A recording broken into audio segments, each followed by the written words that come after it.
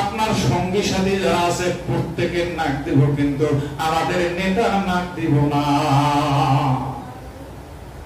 আমরা চোখের পানি ফেলে কান্দে আর বলে, ও আমার সৈনিকেরা শোনো শোনো শোনো, আমাদের ময়দানে মুসিবতের দিনে আমি শুরুতে একটু আয়াতে কারিমা আপনাদের সামনে তেলাওয়াত করছিলাম, মনে আসেনি? আল্লাহ তাআলা কোরআনুল কারীমের মধ্যে বলেন, ইন কুনতুম তুহিব্বুনাল্লাহ ফাত্তাবিউনি ইউহিব্বুকুমুল্লাহ ওয়া ইয়াগফির লাকুম যুনুবাকুম আল্লাহু গফুরুর রহিম। সবাই বলেন সুবহানাল্লাহ, আওয়াজ দিয়ে বলেন সুবহানাল্লাহ। আল্লাহ তাআলা এই আয়াতে কারিমার মধ্যে বলেন, হাবিব আমার, বন্ধু আমার, আপনি আপনার উম্মতদেরকে, আমার বান্দাদেরকে জানিয়ে দেন, কেউ যদি আমি আল্লাহকে মহব্বত করতে চাই, কেউ যদি আমি আল্লাহকে ভালোবাসতে চাই, আমি আল্লাহর সঙ্গে যদি কেউ প্রেম নিবেদন করতে চাই, সে যেন আমার হাবিব মুহাম্মদ সাল্লাল্লাহু আলাইহি ওয়াসাল্লামকে ভালোবাসে। বলেন সুবহানাল্লাহ। ওয়া ইয়াগফির লাকুম যুনুবাকুম আল্লাহু গফুরুর রহিম। যে আপনাকে ভালোবাসবে তার জীবনের সব গুনাহ আমি মাফ করে দেব। বলেন সুবহানাল্লাহ। আল্লাহ হাবিবকে ভালোবাসার নির্দেশ দিবেন কে? আল্লাহ। জোরে বলেন, কে দিবেন? আল্লাহ। আরেকটু জোরে বলেন, কে দিবেন? আল্লাহ বলছে, আমাকে ভালোবাসতে চাইলে আমার হাবিবকে তোমরা ভালোবাসো। এখন বন্ধুরা, একটা কথা আছে, কেউ কাউকে ভালোবাসতে চাইলে তার পরিচয়টা আগে জানতে হয়। পরিচয় ছাড়া ভালোবাসা হয় না, হয় নাকি? সরমনাই মরহুম আল্লাহর কুতুব বলতেন, বাবা, একটা ছেলে বিবাহের পূর্বে তার সঙ্গে অনেক মেয়ের প্রস্তাব আসে, কিন্তু সব মেয়ের সঙ্গে বিবাহ হয় না, একটার সাথে বিবাহ হয়। 5টা 10টা যত মেয়ের প্রস্তাব আসুক না কেন, ওই 5-10টার মধ্যে যে কোনো মেয়ে একটা মারা গেলে যার জন্য প্রস্তাব আসছে তার চোখের মধ্যে কোনো পানি আসে না। যার সঙ্গে তার পরিচয় হয়েছে, অর্থাৎ বিবাহ হয়েছে, সে যদি মারা যায় তখন সহ্য করতে পারে না, হাউ হাউ করিয়া কাঁদে। কারণটা কি? কারণটা হলো এখানে, অর্থাৎ অনেকের প্রস্তাব আসছে কিন্তু পরিচয় হয় নাই, একজনের সাথে পরিচয় হয়েছে, সে মারা গেছে, এবার সহ্য করতে পারে না। কারণটা হলো তার সঙ্গে পরিচয় হওয়ার কারণে তার সঙ্গে মহব্বত হয়েছে, পরিচয় না হইলে মহব্বত হয় না। আল্লাহ হাবিব কে, তার পরিচয় জানা দরকার আছে না? হযরত আদম বলেন, এমন একজন নবীকে আল্লাহ ভালোবাসার নির্দেশ দিয়েছে, হুকুম দিয়েছে। আমি সৃষ্টির উপরের দিকে তাকায় দেখি আরশে আজিমের সঙ্গে লেখা লা ইলাহা ইল্লাল্লাহু মুহাম্মাদুর রাসূলুল্লাহ সাল্লাল্লাহু আলাইহি ওয়াসাল্লাম। আদম বলতেছে, আমি আল্লাহর কাছে জিজ্ঞেস করলাম, আল্লাহ গো, বানাইছেন আপনি সবার আগে আমাকে নবী হিসাবে, আপনি আমাকে প্রথম নবী হিসাবে বানাইছেন। আপনার নামের সঙ্গে যদি কারো নাম থাকে, সে নামটা তো আমি আদমের থাকবে, কিন্তু আপনার নামের সঙ্গে আমি আদমের নামটা নাই, নতুন একটা নাম সংযুক্তি দেখতে পাই, নতুন একটা নামের সংযুক্তি আপনার নামের সঙ্গে পাই। এই নামটা আবার কার? আমার আল্লাহ জবাব দেয়, মোহাম্মদ সে আগার পয়দা না করতি, জমিন আসেমা পয়দা না হতি। বলেন সুবহানাল্লাহ। আদম রে, আমার একটা নাম আমার নামের সঙ্গে দেখতে পাইতেছো, যেই নামটা না বানাইলে তুমি আদম রে বানাইতাম না। আসমান জমিন লৌহ কলম জান্নাত জাহান্নাম চন্দ্র সূর্য যা কিছু দেখো সব কিছু ওই নামের উসিলা, ওই নামের উসিলাই আমি সবকিছু বানাইছি। এমন একজন নবীকে আল্লাহ ভালোবাসার হুকুম দিয়েছেন, এমন একজন নবীকে মহব্বত করার, ভালোবাসার হুকুম নির্দেশ আমার আল্লাহ দিছে।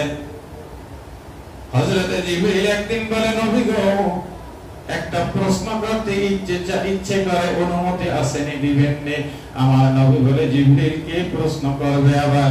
আমার জানতে মন চায় আপনার বয়স কত। কয় কেডা? জোরে বল। হযরত জিবরিল বলে, নবী গো, আমার জানতে মনে চায় আপনার বয়স কত। আমার নবী বলেন, জিবরিল, আমার বয়সের কথা তুমি জিজ্ঞেস করো, তোমার বয়সের কথা তুমি জানোনি, তোমার বয়স কত? পাল্টা প্রশ্ন। হযরত জিবরিল বলে, আমি আল্লাহ, আমার বয়সের কথা আমি বলতে পারি না, তবে একটা আলামত বা নিদর্শনের কথা বলতে পারি। কি নিদর্শন? আমি সৃষ্টির পরে আসমানে একটা তারকা উঠতে দেখতাম, যেই তারকা একবার ভাগ হয়ে ৭০,০০০ বছর থাকতো, আবার অস্তমিত যাইতো ৭০,০০০ বছর থাকতো, আবার উঠতো ৭০,০০০ বছর থাকতো, আবার অস্তমিত যাইতো ৭০,০০০ বছর থাকতো। এই তারকাটাকে আমি আসমানে ৭৩,০০০ বার উঠতে দেখেছি। আমার নবী বলেন, জিবরিল, ও জিবরিল, ওই তারকাকে তুমি এখন আকাশে উঠতে দেখো? কয়, নবী গো, না, আমি আর দেখি না। আমার নবী বলেন, কোন দিন থেকে তুমি দেখো না?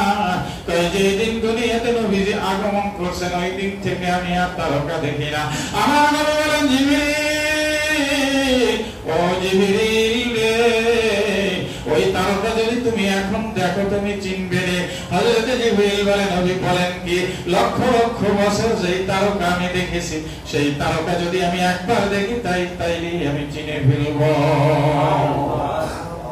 ও নবী, যদি আমি একবার দেখি তাইলে আমি ওই তারকাটাকে চিনে ফেলব।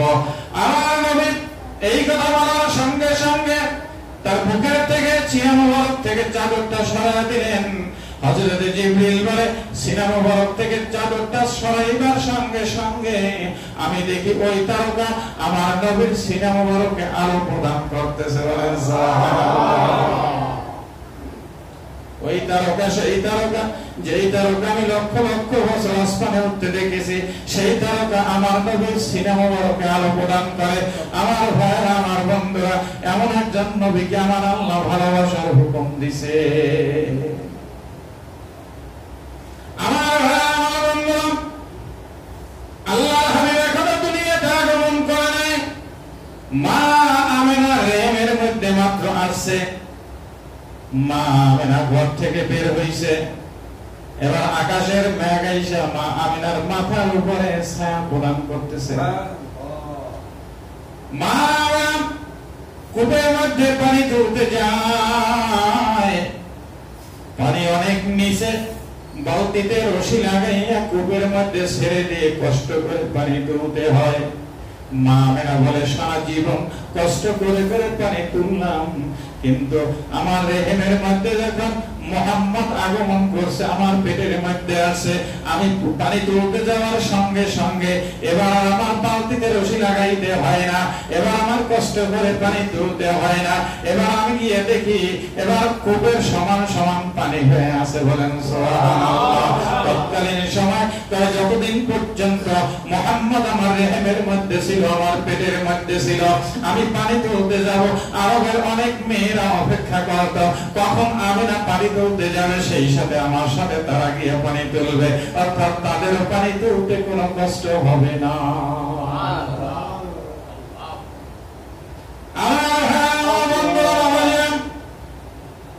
এমন একজন নবীকে ভালোবাসার নির্দেশ দিছে রে। এই নবীকে যদি আমরা ভালোবাসতে পারি, মহব্বত করতে পারি, মুখে না অন্তরে, অন্তরে যদি আমরা ভালোবাসতে পারি, দুনিয়াতে কোনো টেনশন নাই, মরণ কোনো ভয় নাই, কবরের মধ্যে কোনো অভাব নাই। বাবার ভালোবাসা আমার অন্তরে। বাবাকে যদি কেউ গালি দেয় সহ্য হয় না, প্রতিশোধ না নিয়ে ঘরে যাই না।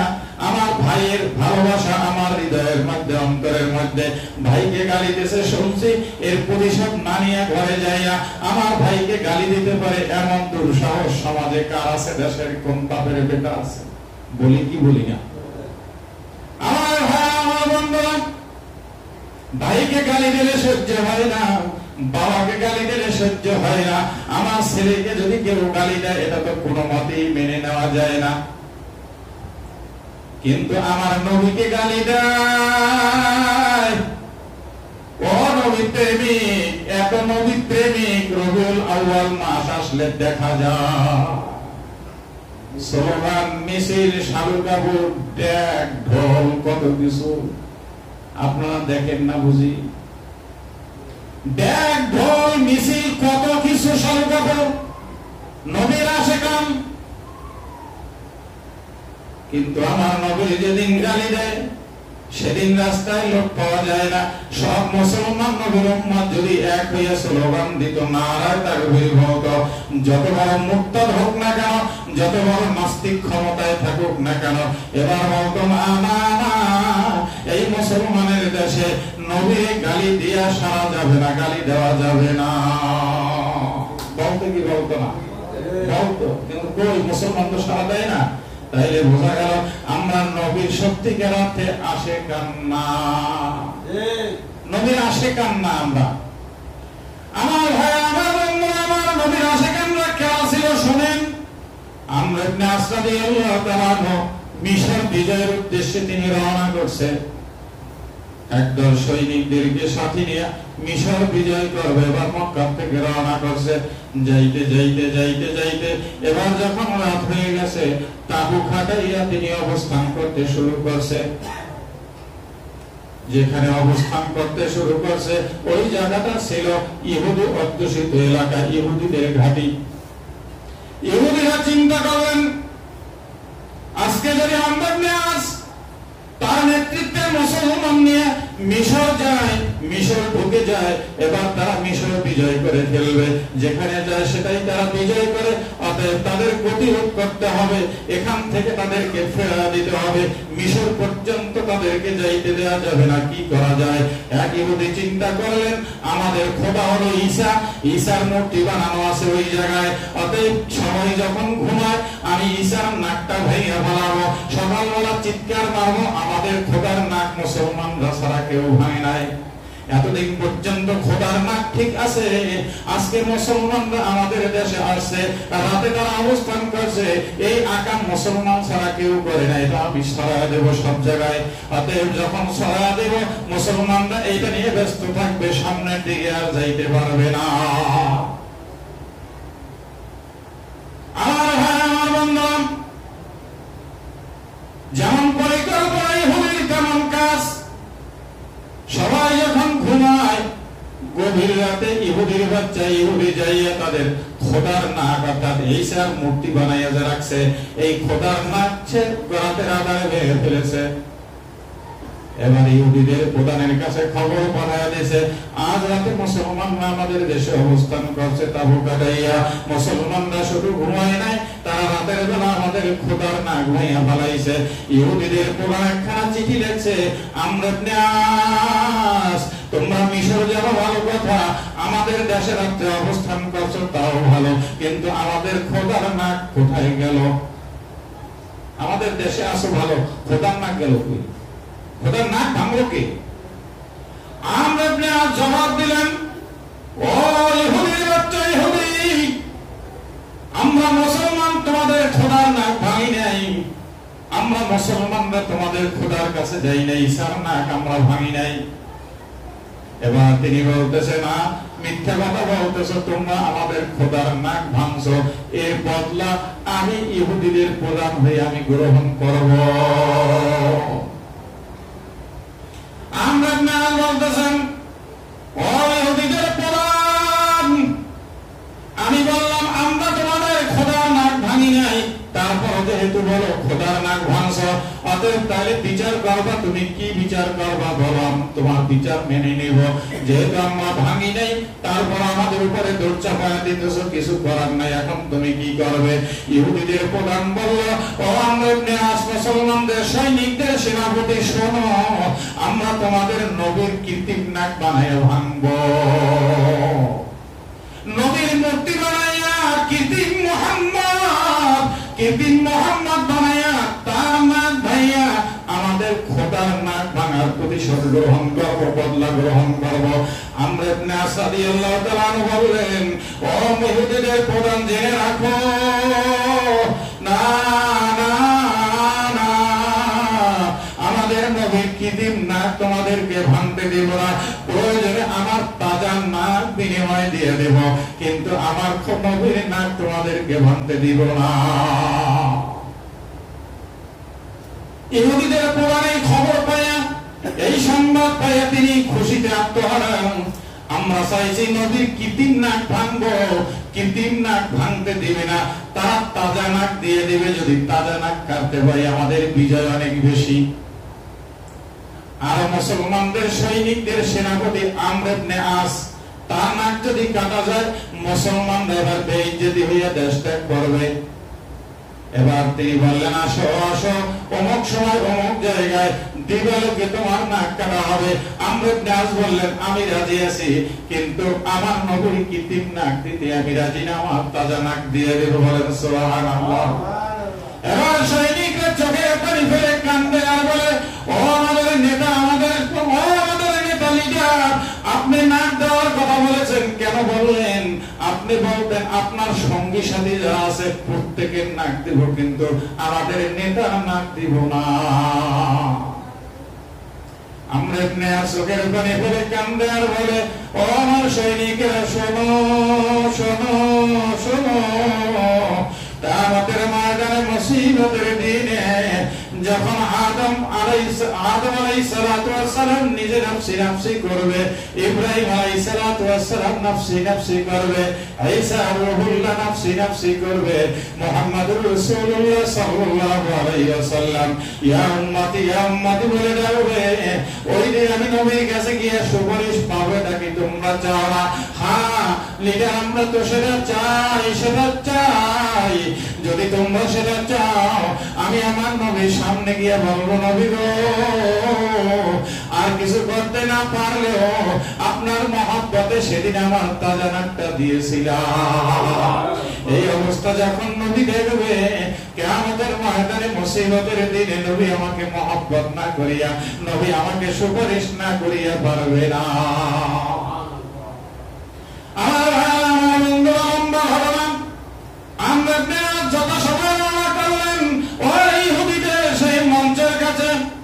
এবার যখন মঞ্চের কাছে গিয়ে আমর ইবনে আস রাদিয়াল্লাহু তাআলা মঞ্চে গিয়ে দাঁড়াইলেন তার তাজা নাক দেওয়ার জন্য, আল্লাহু আকবার। ইহুদিদের প্রধান জল্লাদকে হুকুম করলেন, জল্লাদ আর দেরি করো না, আর দেরি করো না, তাড়াতাড়ি করে মুসলমানদের সৈনিকদের সেনাপতির নাকটা কেটে দাও। জল্লাদ যখন লাফ দিয়ে লক্ষ মানুষের সামনে এবার যখন তার নাক কাটার জন্য স্টেজে উঠলেন, স্টেজে ওঠার সঙ্গে সঙ্গে মজলিস থেকে এক ইহুদি লাফ দিয়ে উঠে দাঁড়ায়, বলতেছে, ও আমাদের নেতা, মুসলমানদের সৈনিকের সেনাপতির নাক কাটার আগে আমার কথা আছে। তাই কি কথা, কি কথা, তাড়াতাড়ি বলো, দেরি করা যাবে না, জল্লাদ আমার হুকুম পালন করবে। তাই শুনেন, আজকে যদি ঈসার কৃত্রিম নাক ভাঙার কারণে যদি মুসলমানদের সেনাপতির নাক কর্তন করা হয়, আমার নাকটা আগে কেটে দেন।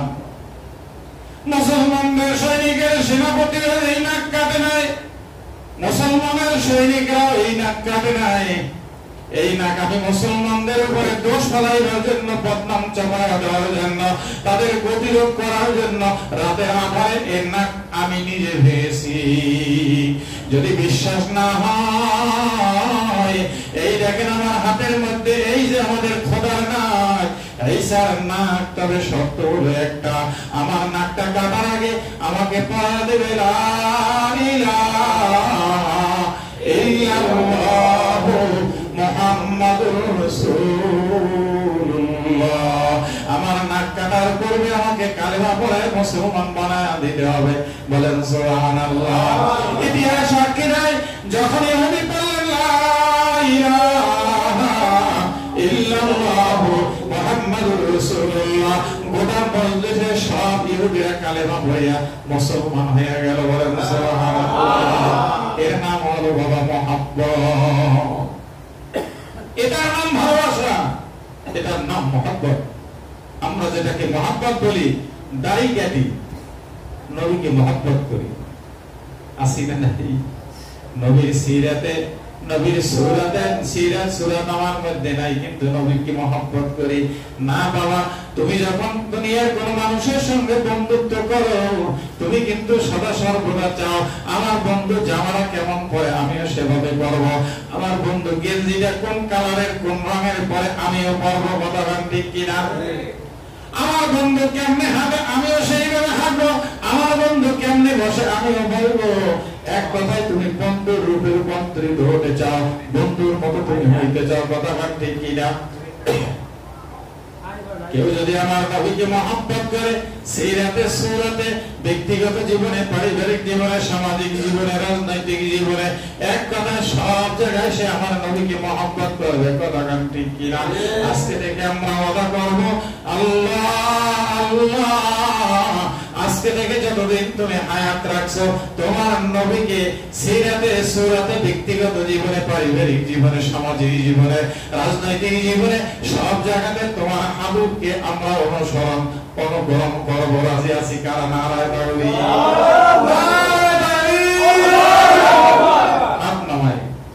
প্রিয় ভাই আমার, আজকে যদি আমরা নবীর মহব্বত অন্তরের মধ্যে জন্মাইতে পারি, নামাজ যদি 5 ওয়াক্ত পড়তে পারি, আমাদের কোনো টেনশন নাই, কোনো চিন্তা নাই, না দুনিয়াতে না কবরে, কোনো জায়গায় কোনো চিন্তা নাই, কোনো চিন্তা নাই। ভাই আমার, গত পরশুদিন ফজরের নামাজের পরে, গত পরশুদিন আমার বাসার কাছে এক লোককে দাফন করছে। আমার বাসার জানালা খুললেই অথবা পর্দাটা সরাই দিলেই কবরটা দেখা যায়। তো আমি জানাজায় আলোচনা করলাম, লোকটাকে দাফনে ছিলাম, দাফন করে ঘরে চলে আসলাম। একে একে সবাই যায় যাইতেছে, সর্বোপরি তার একেবারে নিকট আত্মীয়, তার ভাই এবং ভাইয়ের ছেলে, আপন কোনো ছেলে নাই, একটা ছেলে পাও তো সেই ছেলেটা ছিল। তো ভাই ভাই ছেলে তারা কবরের পাশে বসে বসে, আসন কেটে বসে বিভিন্ন ভাবে ইনায় বিনায় বিলাপ করে কাঁদতেছে। আমি ঘর বাসায় আসলো, আমি বাসার থেকে তাকাই তাকাই দেখতেছি যে কাঁদে। তো দৃশ্য দেখে আমার চোখের মধ্যেও পানি আসছে। আমি অনেকক্ষণ পর্যন্ত চিন্তা করলাম যে হায় রে, এতক্ষণ তো সবাই ছিল, কালকে সকালে লোকটা জীবিত, আজকে সকালে সে গেল মুর্দা হয়ে, কবরবাসী হয়ে গেল। একটু পরে এবার দেখলাম তার সেই আপন ভাই এবং ভাতিজা তারা কবরের কাছ থেকে চলে গেল। এবার আমি আমার বিবি সাথে বলতেছি, সবাই একে একে চলে গেল, এখন তো কবরের মধ্যে তার প্রশ্ন সওয়াল জবাব শুরু হয়ে গেছে। এখন যদি ঠিকমতো জবাব দিতে পারে, তাহলে তো আল্লাহ তাকে নাজাতের ফয়সালা করে দেবে, কবরের মধ্যে জান্নাতের ফরাইজ বিছায়া দেবে, আল্লাহ পাক সব কিছুর ব্যবস্থা করে দেবে। আর যদি জবাব ঠিক মতো দিতে না পারে, কোথায় তার স্ত্রী, কোথায় তার ভাই, কোথায় ভাই ছেলে, কোথায় বন্ধু, কোথায় বান্ধব, কে কোথায়, এখন আর কেউ নাই, এখন সে একা। একদিন তোমার আমার অবস্থাও তো এমন হবে, তুমি আমি একদিন এভাবে কবর দেশে গিয়ে একা হয়ে যাব, কোনো সঙ্গী থাকবে না, কোনো সাথী থাকবে না, আপন বলতে কেউ থাকবে না। যাদেরকে বন্ধু বলি, যাদেরকে আপন বলি, এই আপনরা কেউই আমার আপনার সাথে থাকবে না। সুতরাং আজকে থেকে আমরা প্রতিজ্ঞাবদ্ধ হব, আপনার আমার কেউ আপন নাই, একমাত্র আল্লাহ ছাড়া। আল্লাহকে আমরা আপন বানায় নেব, আর নবীজির পদাঙ্ক অনুসরণ আমরা করব। এই নিয়ত আমরা সবাই করবো। আল্লাহ যেন আমাদের প্রত্যেককে কবুল আর মঞ্জুর করে। সবাই বলেন আমিন।